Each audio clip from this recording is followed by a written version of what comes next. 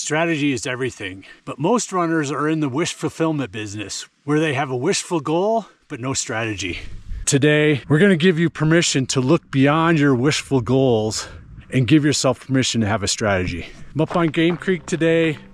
It's gonna snow tomorrow. Gotta get it in. Hopefully gonna get up to the divide today and take you on a great run.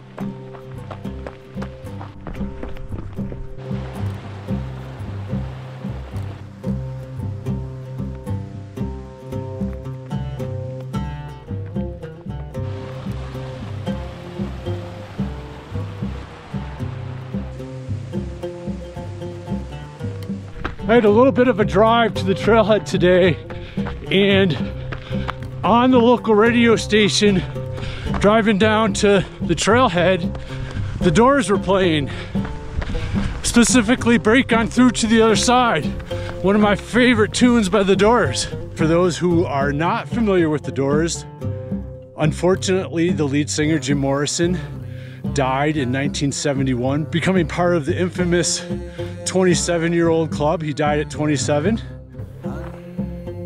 And after his death, the record company and the band put into play a strategy that I am presuming was based on the goal of keeping the legacy of not only Jim Morrison, but more specifically the Doors music alive for decades to come. And wow, strategy accomplished.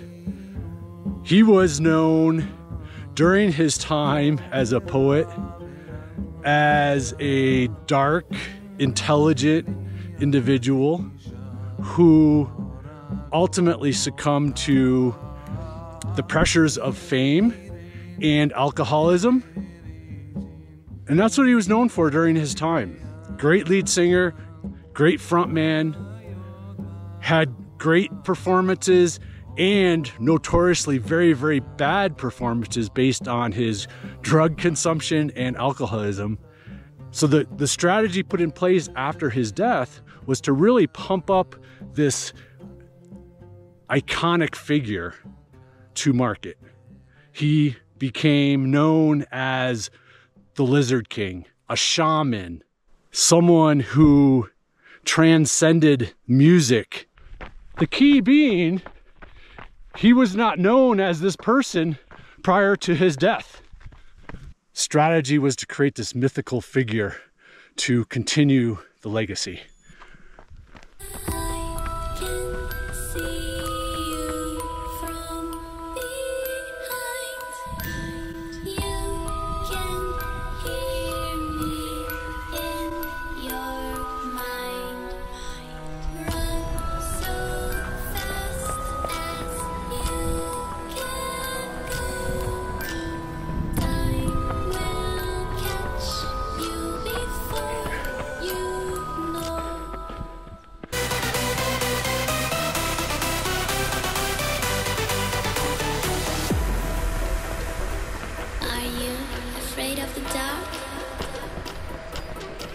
Are you scared?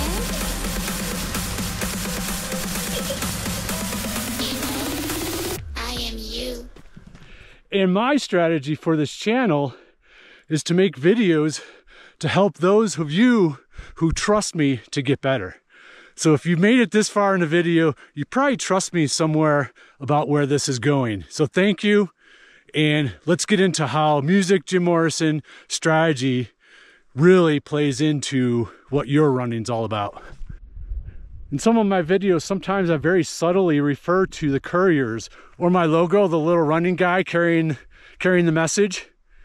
Couriers. So my strategy is to focus on those who trust me to get better, those who want to get better, improve their running and take it to places they never thought possible. Because if I focus on that small group who do trust me, they're going to pass it on. And that's what being a courier is all about. And many are going to watch this video and start to hear it with blinders on, where they immediately go to my running, my ability, my goals aren't worthy of a strategy. And that's the exact purpose of this. Is yes, you are worthy, and we're going to give you permission to have a strategy today. In my book, The Cool Impossible, one of my favorite sections in quotes is, when we have a strategy, we often are scared of the pleasures we feel we have to give up to have a strategy to reach our goals. And ultimately, it's letting go of those pleasures that creates the pleasure, that creates the joy, that creates a strategy that is fulfilling, rewarding for a lifetime. Our thinking most of the time is based on fears and experience in the past. Those pleasures I talked about, they're there to make you feel safe. Are you scared?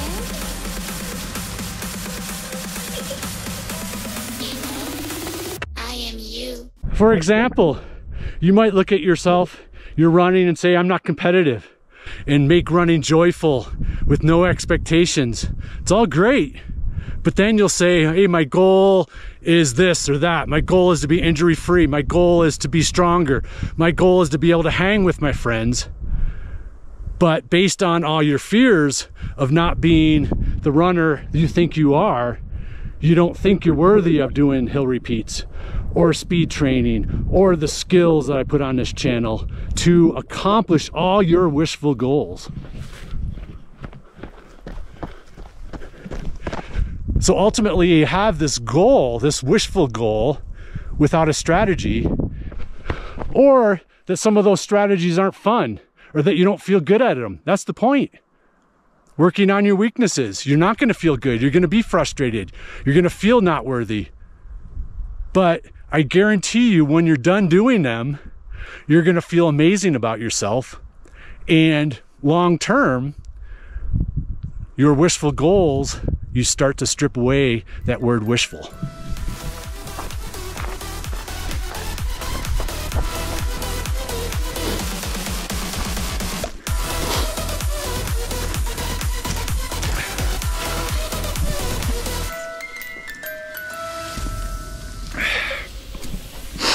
Several years ago, started working with a runner who wanted to go to UTMB TDS. This race is part of the UTMB series in Chamonix, France. And at this time, it was 100K. Very technical, lots of vertical, and more technical than the 100-miler UTMB kind of standard course. And this athlete, she was a really good mountain athlete. She spent a lot of time in the mountains. She raced ski mountaineering for Team USA, and she wanted to, again, like I said, go to UTMB TDS and see how she could do, see how she stacked up with the European scene. And when we first started working together, the strategy was to get her faster. Might sound counterintuitive when you're training for a huge mountain race, but for her to go there and be her best, she needed to get faster. Her schedule was to spend 2 days a week, Tuesday, Thursday, on the track doing flat, faster intervals to get her faster, get her leg speed better. She already had the mountain skills, she already had the mountain strength.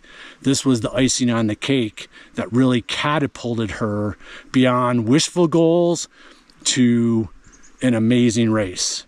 The last 20 miles, she found herself in second place, and she finished in second place. Something beyond what she would have even wished for. This not only put her on the podium, it allowed her to quit her job, allowed her to gain sponsorship, allowed her to become a professional athlete. So it completely changed her path in her life. So why am I telling you this? Yes, it's about the strategy, but did you catch yourself? I could hear you start to think, well, I'm not a professional athlete. And as humans, it's pretty much human nature to want to know what's going to happen.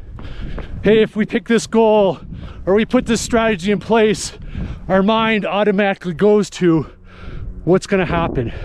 Can I achieve it? And this is really what keeps us safe. Because the answer is going to be, probably not, because we don't know yet. But that's where the beauty and the magic comes in. Embrace the strategy. It's going to make you feel good, and each day builds on itself. And that becomes the magic. And then the goals become a little bit more clear, a little bit more attainable. And you start playing that game with yourself of seeing how crazy you can make your goals. So start listening to your thinking. Catch yourself in this. We all do it, right? I am you. But the practice comes into starting to listen to your thoughts and catch yourself in keeping yourself safe, because then you can start making decisions when you catch yourself. You can break that cycle. But if we don't have that awareness of understanding our thinking and how it keeps us safe, we're never gonna break that cycle. We're never gonna break that chain. I often tell my athletes, the greatest performance enhancer is self-discipline. Not discipline for sake of discipline, but having the self-discipline that steers to what you really want. So we have to strip back this fear, peel back the onion layers, so you ultimately can see what it is you truly want without blinders on. So as you're doing more self-awareness around your thinking, realize that frustration is a good thing. It's your clue you're on your strategy path. If you're frustrated, you're probably doing something right. It's not that we do away with fear. Fear is always necessary. So we just need to understand fear and move beyond it. Most athletes think they have to try to do away with fear or be fearless. Just the opposite. It's always going to be there. So frustration, fear, it's all proportional to amazing success. I'm coming closer.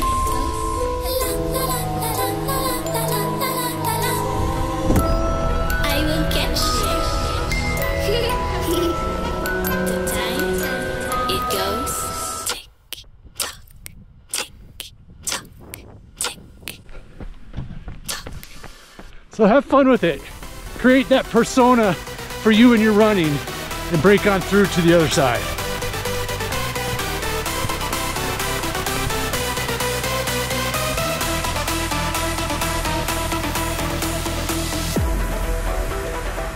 Are you afraid of the dark? Are you scared?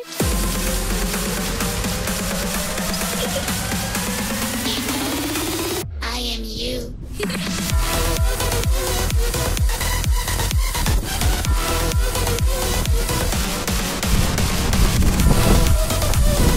Strategy.